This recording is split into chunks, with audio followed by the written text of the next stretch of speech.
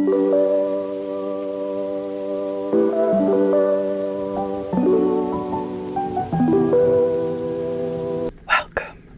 back to my channel.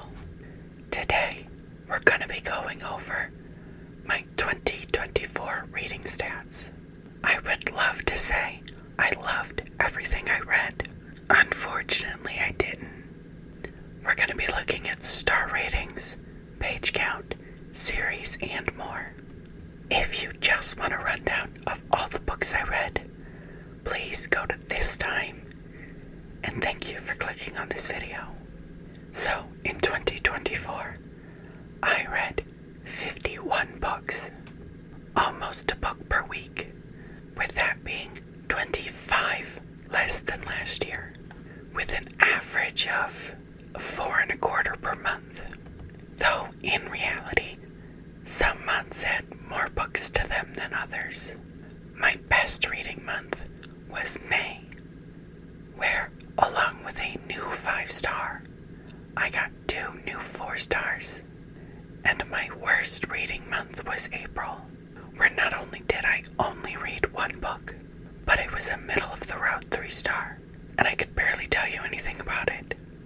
According to Goodreads, out of the books I read, the most shelved book was Legends and Lattes, with 565,908 other people shelving it. And the least shelved, with 517 other people, was the 6th in a series, Grave New World.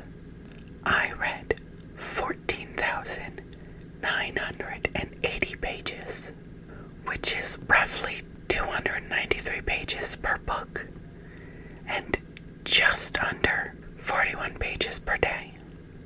The shortest book I read was the novella My Evil Mother at 32 pages, and the longest book I read at 560 pages was a reread of The Unexpected Everything.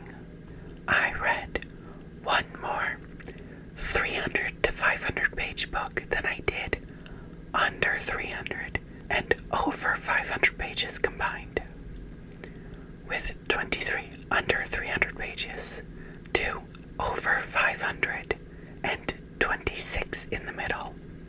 My average rating for 2024 was a 3.51. The highest rated book I've read was the 7th and last in a series, Edge of Valor, at a 4.58, which I didn't think so highly of. And the lowest rated was What You Gonna Do at a 3.1, which I agree with. This year, I had 0, 1, and 2 stars, which I think is great. 28 3 stars, 24 stars, but only 3 5 stars. And one of those was a reread. I also had 3 DNFs I didn't rate. In terms of genres, I read 21 romance, 13 fantasy, 5 mystery, 9 science fiction / dystopian, and 3 general fiction / contemporary. I read 32 digital books, 18 physical books, and 1 audiobook. I read more adult books than young adult at 32 to 19. Out of 51 books, I read from 45 different authors, 3 of which were DNF'd books, and out of those 42 authors, 14 I had read previously, and 28 were new to me.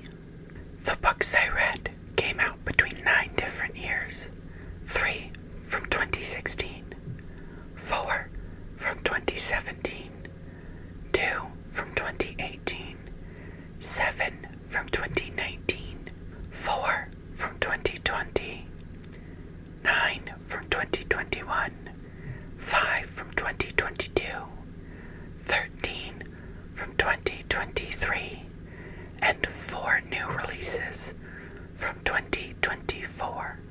I started this year with 43 open series and ended the year with 47 series.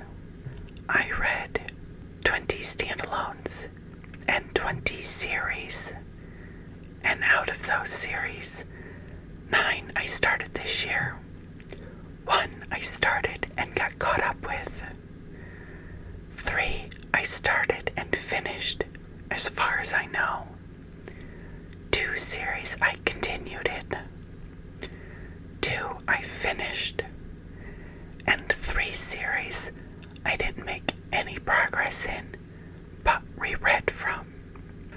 And out of those 9 series I began this year, I'm not continuing in one of them.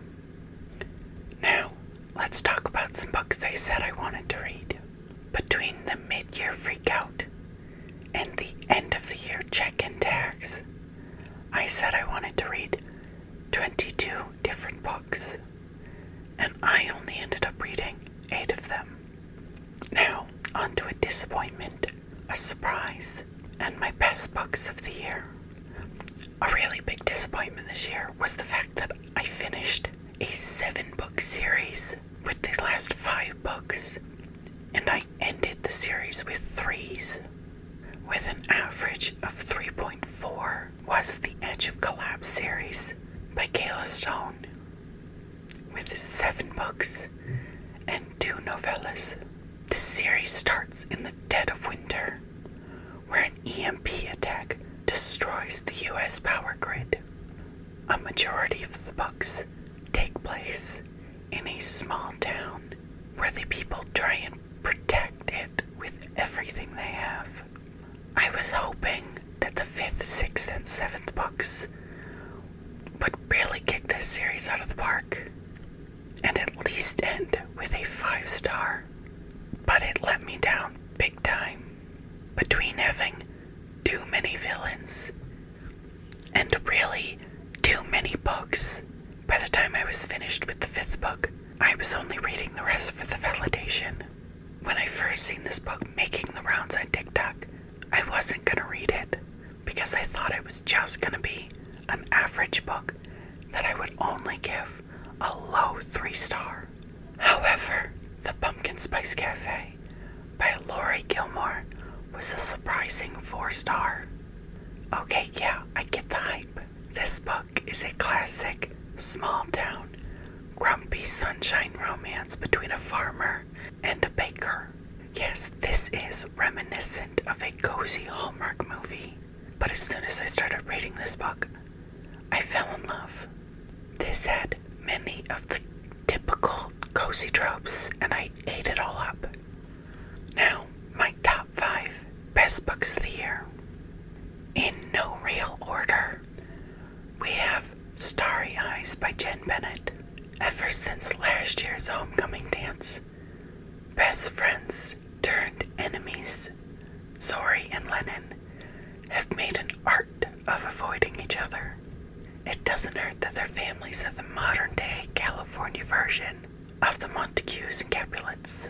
But when a group camping trip goes south, they find themselves stranded in the wilderness, alone, with no one but each other for company.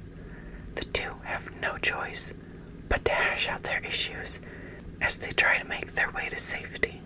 But fighting each other while also fighting off the forces of nature makes getting out of the woods in one piece less and less likely. And as the two travel deeper through the country, secrets and hidden feelings surface. But can their rekindled connection survive out in the real world?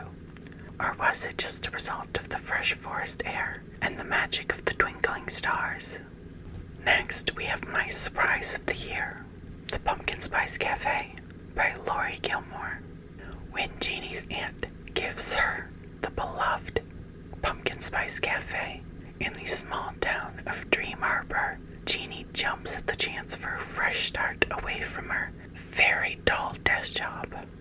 Logan is a local farmer who avoids Dream Harbor's gossip at all costs.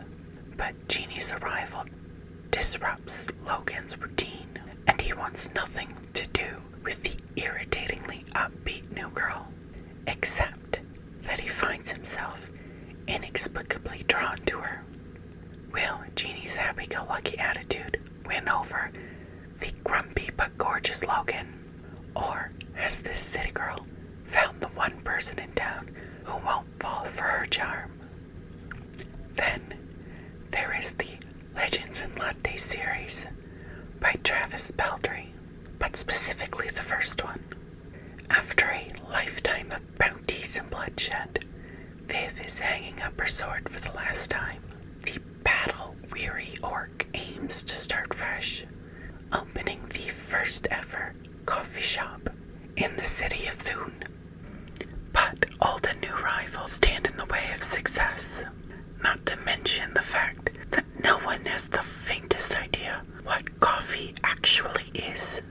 If Viv wants to put the blade behind her and make her plans reality, she won't be able to go it alone. But the true rewards of the uncharted path are the travelers you meet along the way. And whether drawn together by ancient magic, flaky pastries, or a freshly brewed cup, they may become partners, family, and something deeper than she ever could have dreamed. Another young adult in my top is If I'm Being Honest by Emily Wibberley and Austin Siegman Broca. High school senior Cameron's reputation can be summed up in one word: bitch.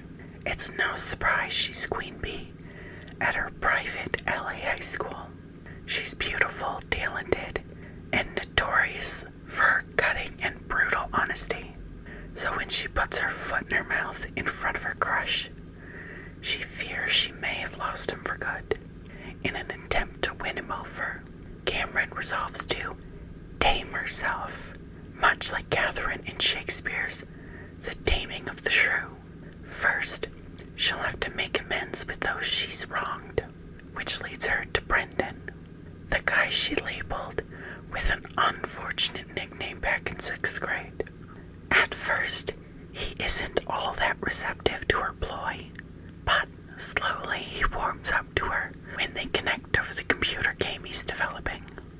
Now, if only her crush would notice. But the closer Cameron gets to Brendan, the more she sees he appreciates her personality, honesty and all, and wonders if she's compromising who she is for the guy she doesn't even want. While the other four are not in any order, this is the first place this year. Similarly to last year's first place, we have the same small town fake dating plot with Like You Love Me by Adriana Locke. To save her Tennessee bed and breakfast, Sophie needs a fast cash miracle. Holden, her childhood best friend, needs to prove to a prospective employer that he's a committed man. Their fortunes on the line, Holden proposes a solution. He'll take care of her bills if she agrees to a temporary marriage of convenience. And why not? They're comfortable together. They have fun, and they trust each other. It's as simple as saying, I do. But the off-the-cuff wedding has all of Honey Creek talking, and Sophie and Holden realizing that their perfect arrangement is working too well. If they're not careful, their marriage could turn into a love story. And lastly, a quick segment called Would I Have Read This If It Weren't for Books and Lala's Buzzword Reading Challenge? With this challenge, I read 12 books, and out of those 12, 2 were rereads that I have never used for this before. I already had 5 books on my TBR planned to read,